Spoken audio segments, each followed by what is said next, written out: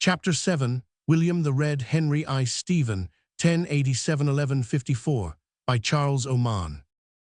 The 80 years which followed the death of William the Conqueror were spent in the solution of the problem which he had left behind him. William had brought over to England two principles of conflicting tendency, the one that of strong monarchical government, where everything depends on the king, the other that of feudal anarchy. He himself had been able to control the turbulent horde of military adventurers among whom he had distributed the lands of England. But would his sons be equally successful?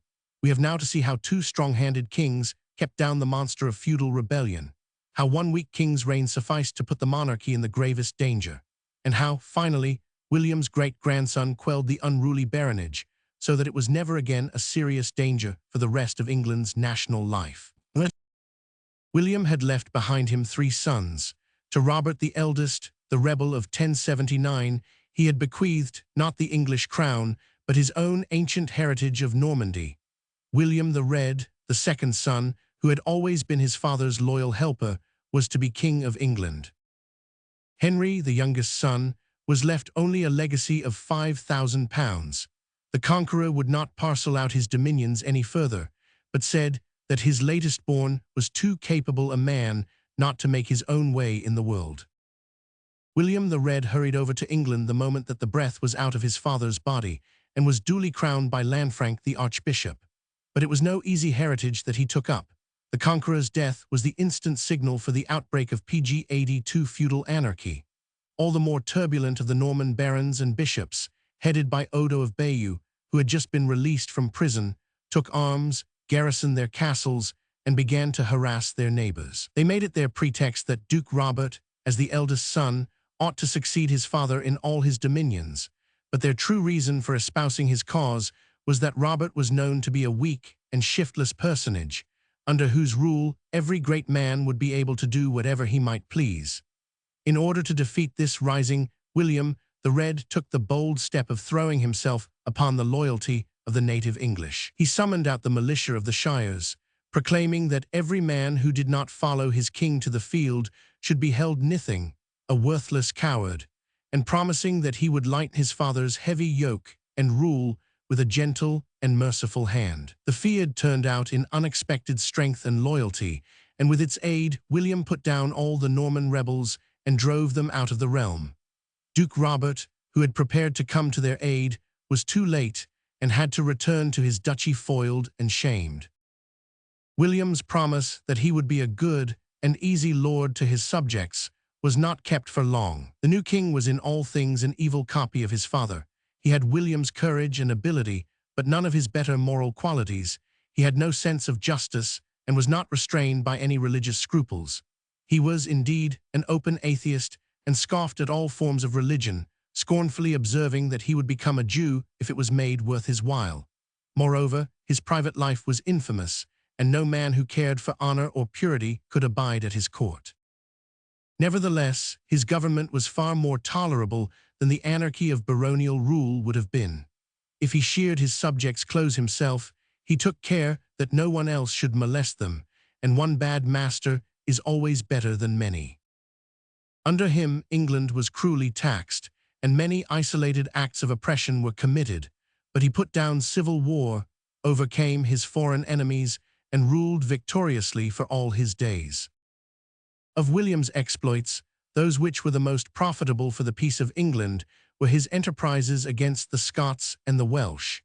Malcolm Canmore, though he had done PG 83 homage to William I, repeatedly led armies into England against William's son. In this first Scottish war, the Red King, though his fleet was destroyed by a storm, compelled Malcolm to submit, and took from him the city of Carlisle and the district of Cumberland. This land, the southern half of the old Welsh Principality of Strathclyde, had been tributary to the Scots ever since King Edmund granted it to Malcolm I in 945. It now became an English county and bishopric, and the border of England was fixed at the Solway and no longer at the hills of the Lake District, 1092. Only a year later, the Scottish king again invaded England, but was slain at Alnwick. He ran into an ambush which the Earl of Northumberland laid for him, and fell. With him died his son Edward and the best of his knights. The Scottish crown passed after much fighting and contention, to Edgar, Malcolm's second son by his English wife Margaret, the sister of Edgar the Etheling. This prince, trained up by his pious and able mother, and aided and counselled by his uncle the Etheling, was the first king of Scotland who spoke English as his native tongue and made the lowlands his favourite abode.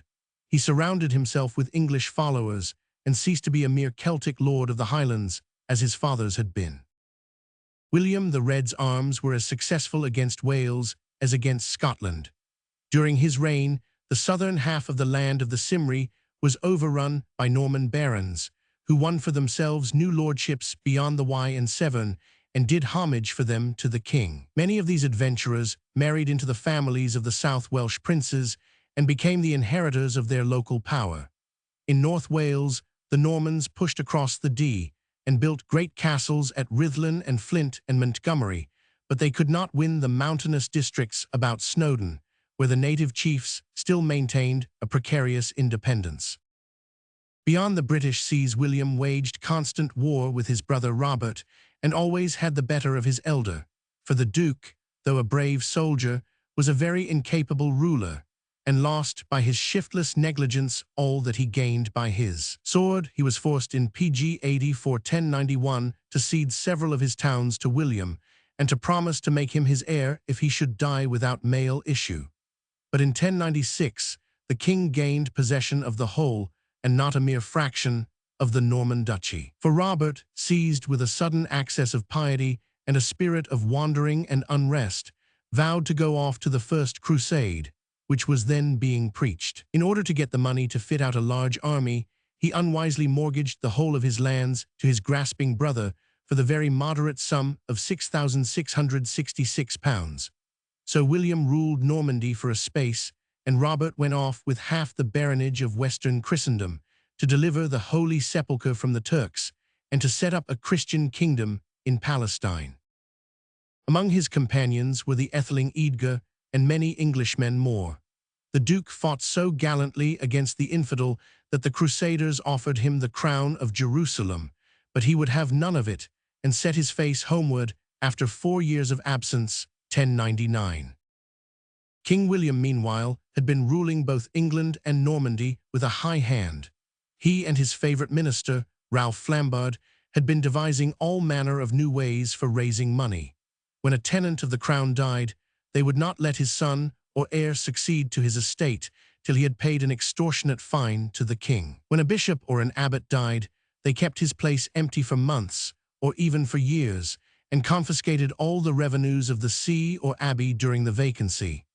It was on this question that there broke out the celebrated quarrel between William the Red and Archbishop Anselm. When Lanfranc, his father's wise counsellor, died in 1089, the king left the See of Canterbury unfilled for nearly 4 years and embezzled its revenues.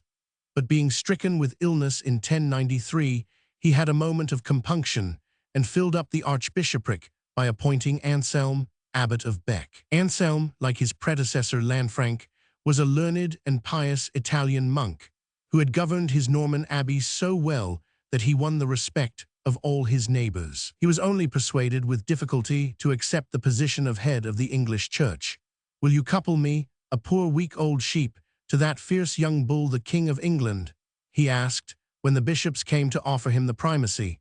But PG 85, they forced the pastoral staff into his hands and hurried him off to be installed. When William recovered from his sickness, he began to ask large sums of money from Anselm in return for the piece of preferment that he had received. The king called this exacting his feudal dues, but the archbishop called it simony, the ancient crime of Simon Magus, who offered gold to the apostles to buy spiritual privileges.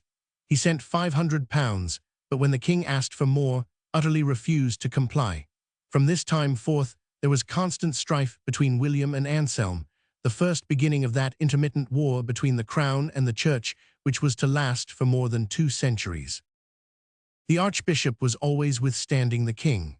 When 2 popes disputed the tiara at Rome, William refused to acknowledge either, but Anselm would not allow that there was any doubt, did homage to Urban, and thus forced the king's hand by committing England to one side in the dispute. When Urban sent over to Anselm the pole, the sign of his metropolitan jurisdiction over the island, the king wished to deliver it to the archbishop with his own hands.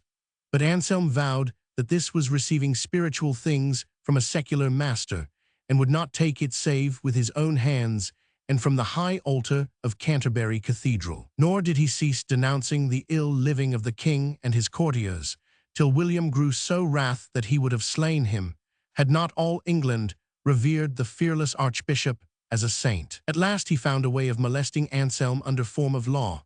He declared that the lands of the See of Canterbury had not sent an adequate feudal contingent to his Welsh wars, and imposed enormous fines on the archbishop for a breach of his duties as a tenant-in-chief of the crown. Soon afterwards, Anselm left the realm, abandoning the king to his own devices as incorrigible, and took his way to Pope Urban at Rome, nor did he return till William was dead. The end of the Red King was sudden and tragic. He was hunting in the New Forest, the great tract in Hampshire which his father had cleared of its inhabitants and turned into one vast deer park, and he had chanced to draw apart from all his followers save Walter Tyrrell, PG 86, one of his chief favorites. A great hart came bounding between them. The king loosed an arrow at it and missed. "Shoot, Walter, shoot in the devil's name," he cried. Tyrrell shot in haste, but missed the stag and pierced his master to the heart. Leaving William dead on the ground, he galloped off to the shore and took ship for the continent. William's corpse lay lost in the wood till a charcoal burner came upon it next day and bore it in his cart to Winchester. Such was the strange funeral procession of the Lord of England and Normandy. William's death grieved none save his favourites and boon companions, for his manner of living was hateful to all good men, and his taxes and extortions had turned from him the hearts of all his subjects. August 2, 1100. When the throne of England was thus suddenly left vacant, it remained to be seen who would become William's successor. His elder brother Robert, whom the baronage would have preferred because of his slackness and easy ways, was still far away on his return journey from the crusade. But Henry, his younger brother, was on the spot and knew how to take advantage of the opportunity. Hastily assembling the few members of the great council who were near at hand, he prevailed upon them by bribes or promises to elect him king, and was proclaimed at Winchester only 3 days after William's death, and long before the news that the throne was vacant had reached the turbulent barons of the north and west. After his proclamation at Winchester, Henry moved to London, and there was crowned. He did his best to win the good opinion of all his subjects by issuing a charter of promises to the nation, wherein he bound himself to abide by the laws of Edward the Confessor, that is, the ancient customs of England, and not to ask of any man more than his due share of taxation, agreeing to abandon the arbitrary and illegal fines on succession to heritages which William II had always exacted. He then proceeded to fill up all the abbeys and bishoprics which William had kept vacant for his own profit, to recall Anselm from his exile, and to cast into prison Ralph Flambard, the chief instrument of his brother's oppression and extortions. Henry's conciliatory measures were not taken a moment too soon. He had but just time to announce his good intentions and to give some earnest of his desire to carry them out, when he found himself involved in a desperate civil war. The barons had broken loose, headed by Robert of Belesme, the turbulent Earl of Shrewsbury, and they were set on making Duke Robert King of England. Robert, indeed, had just returned from Palestine and had retaken possession of his duchy shortly after his brother's death. He planned an invasion of England to assist his partisans and began to collect an army. But the new king was too much for his shiftless brother. When Robert landed at Portsmouth, he bought him off for a moment by offering him a tribute of £3,000, an irresistible bribe to the impecunious duke, and then used his opportunity to crush the rebellious barons. The fate of the rising was settled by the next summer. Gathering together the English shire levies and those of the baronage who were faithful to him, the king marched against Robert of Belesme and his associates. The successful sieges of Arundel and Bridgenorth decided the war. Robert was forced to surrender and granted his life on condition of forfeiting his estates and leaving the realm. "Rejoice, King Henry, for now may you truly say that you are Lord of England," cried the English levies to their monarch, "since you have put down Robert of Belesme and driven him out of the bounds of your kingdom." 1101. So Henry retained the crown that he had seized and set to work to strengthen his position in the land. He did his best to conciliate the native English by marrying, 5 months after his accession, a princess of the old royal house of King Alfred. The lady was Edith, or Matilda, as the Normans renamed her, the daughter of Malcolm, the King of Scotland, and of Margaret, the sister of Edgar the Etheling. So the issue of King Henry, and all his descendants who sat on the English throne, had the blood of the ancient kings of Wessex in their veins. Some of the Normans mocked at this marriage, and at the anxiety which Henry showed to please his native-born subjects, and nicknamed him Godric, an English name which sounded uncouth to their own ears. But the king heeded not, when he got so much solid pg-88 advantage from his conduct, and the prosperity of his reign justified his wisdom. Henry showed himself his father's true son, reproducing the good as well as the evil qualities of the conqueror. He had the advantage over his father of having been born in England, and of living in a generation when the first bitterness of the strife of races was beginning to be assuaged. If he was selfish and hard-hearted and often cruel, yet he dispensed even-handed justice, curbed all oppressors, and kept to the letter of the law. He made so little difference between Norman and Englishman that the two races soon began to melt together. Intermarriage between them became common in all classes save the highest nobility. The English thanes and yeomen began to christen their children by Norman names, while the Anglo-Normans began to learn English and to draw apart from their kindred beyond the sea in the old duchy. 30 years after Henry's death, it was remarked by a contemporary writer that no man could say that he was either Norman or English, so much had the two races become intermingled. Much of the benefit of this happy union must be laid to the credit of Henry himself, who both set the example of wedding a wife of English blood and treated all his men of either race as equal before his eyes. Nor was he averse to granting a larger measure of liberty to his subjects. His charter to the city of London, issued in 1100, was a very liberal grant of self-government to the burghers of his capital, and served as a model ever after to his successors when they gave privileges to their town-dwelling liegemen. He allowed the Londoners to raise their own taxes, to choose their own sheriffs, and to make bylaws for their municipal government. But Henry's character had a bad side. He was at times as ruthlessly cruel as his father. He punished not only rebellion, but theft and offenses against the forest laws by death or blinding or mutilation. Once, when he found that the workmen of his mints had conspired together to issue base coins, he struck off the right hand of every moneyer in England. We shall see that he was capable of holding his own brother in close prison for 30 years. He was as grasping and avaricious as his predecessor William, though he was pg-89 much less arbitrary and harsh in his exactions. His private life, though not a patent scandal like that of the Red King, was open to grave reproach. Above all things he was selfish. His own advantage was his aim, and if he governed the land wisely and justly, it was mainly because he thought that wisdom and justice were the best policy for himself. Henry's long reign, 1100–1135, was more noteworthy for the tendencies which were at work in it than for the particular events which mark its individual years. It is mainly important as the time of the silent growth together of Norman and English and the stereotyping of the Constitution on a strong monarchical basis. In his day, the king was everything, and the great council of tenants-in-chief was no check on him and did little more than register his decrees.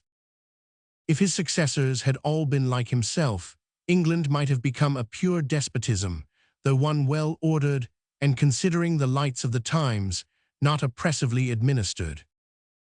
The strife between the monarchy and the church, which had first taken shape in the quarrel of William Rufus and Anselm, continued in Henry's time, but raged on a new point of issue. When the archbishop returned from exile, he refused to take the usual oath of homage and to be reinvested in his see by the new king, alleging that, as a spiritual person, he owed fealty to God alone and received all his power and authority from God and not from the king. This new and strange doctrine he had picked up in Rome during his exile.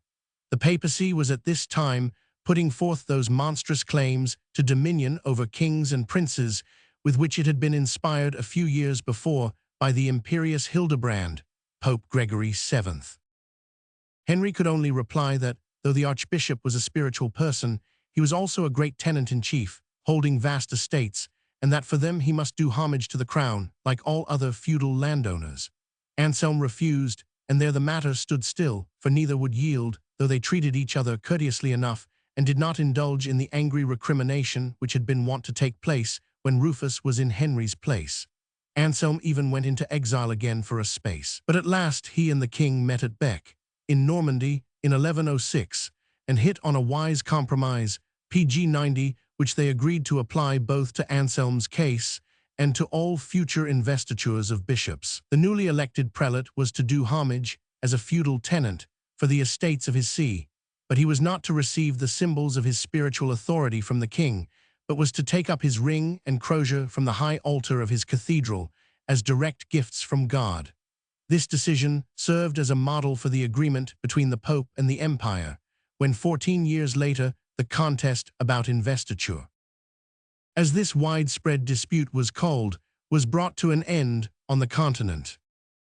The chief incidents in the foreign relations of Henry's reign are his long wars with his shiftless brother Robert, and afterwards with Robert's son, William Clito. He had never forgiven the Duke for his attempt to dethrone him by the aid of rebels in 1099, nor did the Duke ever forgive him for having so promptly seized England at the moment of the death of William II. The peace which they had made in 1100 did not endure, and a long series of hostilities at last culminated in the Battle of Tinchebrai, 1106. Here Henry, who had invaded Normandy, completely defeated his brother and took him prisoner. He sent the unfortunate Robert to strict confinement in Cardiff Castle and kept him there all the days of his life. For the rest of his reign, Henry ruled Normandy as well as England, but his dominion in the duchy was very precarious. The baronage hated his strong hand and his strict enforcement of the law. They often rebelled against him, but he never failed to subdue them. When William, surnamed Clito, the son of the imprisoned Duke, grew towards man's estate, he had no difficulty in finding partisans in Normandy who would do their best to win him back his father's heritage. Aided by the King of France, who was one of Henry's most consistent enemies, William Clito made several bold attempts to deprive his uncle of Normandy. He did not succeed, but presently he became Count of Flanders, to which he had a claim through his grandmother Matilda, the wife of William the Conqueror. Possessed of this rich country, he grew to be a more serious danger to the English king, but he fell in battle in 1128, while striving with some Flemish rebels, and by his death Henry's position became unassailable. The King of England was troubled with many other enemies beside William Clito.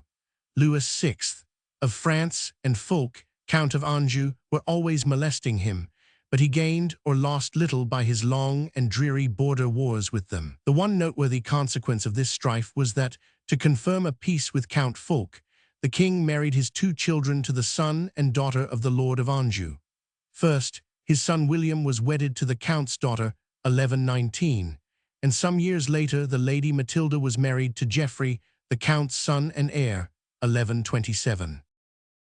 The importance of this latter marriage lay in the fact that Prince William had died in the intervening space, and that Matilda, a widowed princess whose first husband had been the Emperor Henry V, was now the King of England's sole heiress. The end of her brother had been strange and tragic.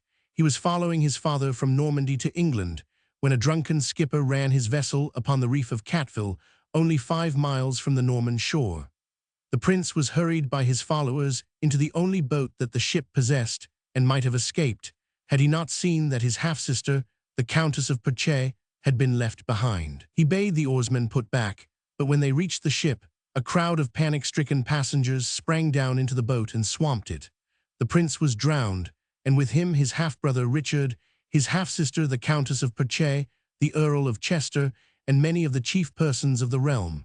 Only one sailor lad survived to tell the sad tale of the White Ship. When the news of the death of his only legitimate son reached the king, he was prostrated by it for many days, and it was said that he was never seen to smile again, though he lived for 15 years after the disaster.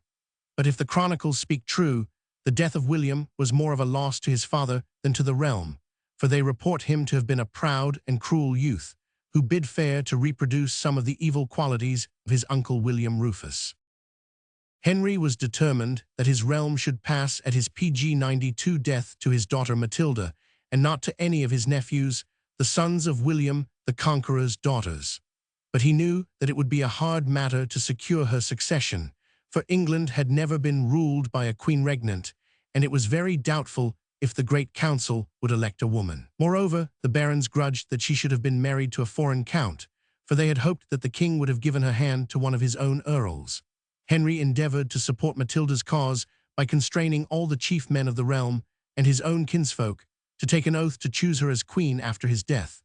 But he well knew that oaths sworn under compulsion are lightly esteemed, and must have foreseen that on his death his daughter would have great difficulty in asserting her claims. But trusting his daughter's fate to the future, Henry persevered in his life's work, and left his kingdom behind him at his death in 1135 with a full treasury, an obedient baronage, and largely extended borders. Not only had he won Normandy, but he had completed the conquest of South Wales and established large colonies of English and Flemings about Pembroke and in the peninsula of Gower. With his 3 brothers-in-law, who reigned in Scotland one after another, he dwelt on friendly terms, they did him homage, and he left them unmolested. They were wise princes who knew the value of peace, and under them the Scotch kingdom advanced in civilization and wealth, and grew more and more assimilated to its great southern neighbor. On the 1st of December, 1135, King Henry died. Though a selfish and unscrupulous man, he had been a good king, and the troubles which followed his death soon taught the English how much they had owed to his strong and ruthless hand. Immediately on the arrival of the news of his death, the Great Council met at London. It was soon evident that many of its members thought little of the oath that they had sworn 10 years before. One after another, they declared that the reign of a queen would be unprecedented and intolerable, and that a man must be chosen to rule over England. Of the male members of the royal house, the one who was best known in England was Stephen of Blois, one of the late king's PG-93 nephews, and the son of Adela, a daughter of William I, who had wedded the Count of Blois and Champagne. He had been the late king's favorite kinsman, and had taken the oath to uphold Matilda's rights before any of the lay members of the council. Now he lightly forgot his vow and stood forward as a candidate for the crown. Matilda was absent abroad, and her husband Geoffrey of Anjou was much disliked, so that it was not difficult for Henry, Bishop of Winchester, Stephen's younger brother, to prevail on the majority of the magnates of the realm to reject her claim. In spite of the murmurings of a large minority, Stephen was chosen as king and duly crowned at London, whose citizens liked him well and hailed his accession with shouts of joy.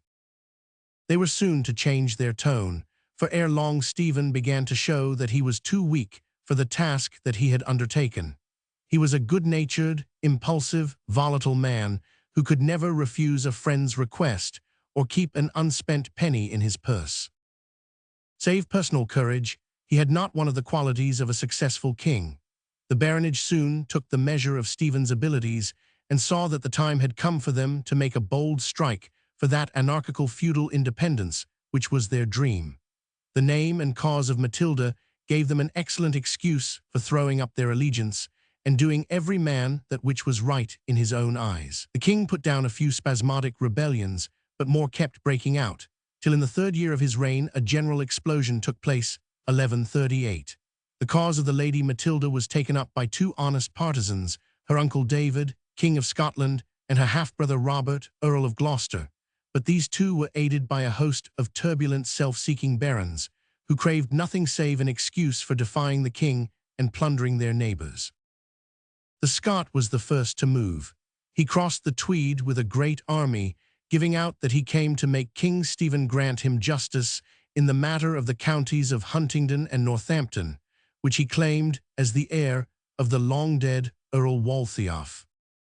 But the wild Highland clans that followed David ravaged Northumbria so cruelly that the barons and yeomen of Yorkshire turned out in great wrath to strike a blow for King Stephen. At Northallerton they barred the way of the invaders, mustering under Thurston, Archbishop of York, and the 2 sheriffs of the county. They placed in their midst a car bearing the consecrated standards of the three Yorkshire saints, St. Peter of York, St. Wilfrid of Ripon, and St. John of Beverley. Around it they stood in serried ranks, and beat off again and again the wild charges of the Highlanders and Galloway men who formed the bulk of King David's army. More than 10,000 Scots fell, and Yorkshire was saved, but the war was only just beginning, 1138. A few months after the Battle of the Standard, the English partisans of Matilda took arms, headed by her brother, Earl Robert.